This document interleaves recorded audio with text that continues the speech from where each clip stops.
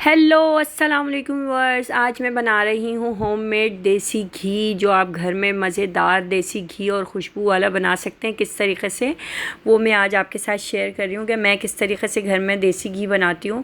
और ये पराठे के साथ आप इसको खिचड़ी पे डाल के आराम से खा सकते हैं। अच्छा, ये मैंने है ना 2 बॉक्स में मलाई भर ली थी। जो दूध की मलाई होती है ना, दूध हम गर्म करके रख देते हैं, उसकी जो मलाई होती है वो मैं रोज़ निकाल के ना फ्रीज़ कर देती थी। फ्रीज़ में ये जम जाती थी और मैंने रोज़ जमा कर करके इतनी मेरे पास ये मलाई हो गई है।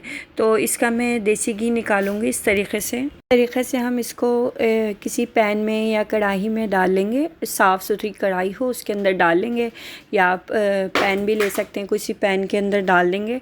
और इसको है ना, अच्छा ये मेरे पास तो फ्रीज़ हुई हुई है। आप जब तक इसको, अगर आपके पास लूज़ में हो, मतलब जो लिक्विड फॉर्म में हो वो हो, तो आप उसको इस तरीक़े से डाल के उसको इतना पकाएंगे ना कि ना, ये देखें आप, ये देख सकते हैं आप लोग कि ये घी ऊपर आ रहा है।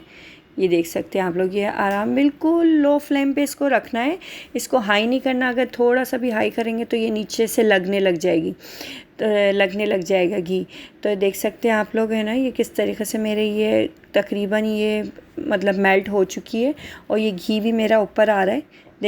देख रहे हैं आप, ये मेरी फुल मेल्ट हो गई है। अब ये पक रही है। अभी इसको मैं इतना पकाऊंगी कि ना ये जो मलाई है ना, ये घी अपना खुद ब खुद छोड़ेगी। अच्छा, आपने ये नहीं देखना कि 2 घंटे हो गए, 3 घंटे हो गए और ये मलाई पकी रही है। ये देख रहे हैं आप लोग, इस तरीक़े से हमें ये मलाई नीचे चली जाएगी सारी। इसका जो बुरादा होगा, जो खोया होगा, वो नीचे चला जाएगा। ऊपर इस तरीक़े से सारा ऑयल खुद ब खुद आते रहेगा। बस आपने लो फ्लेम पे इसको छोड़ देना। ये देखें आप लोग, ये मेरा सारा घी निकल चुका है। अब मैं इसको छान लूँगी जग के अंदर, और इसके मज़ेदार पराठे। और ये घर का ही है, आपको डाउट भी नहीं है कि एसेंस मिला हुआ है या कुछ मिला हुआ है। तो मिलते हैं एक नई वीडियो में एक नई रेसिपी के साथ। जब तक के लिए अपनी बहुत सारी दुआओं में मुझे याद रखिएगा।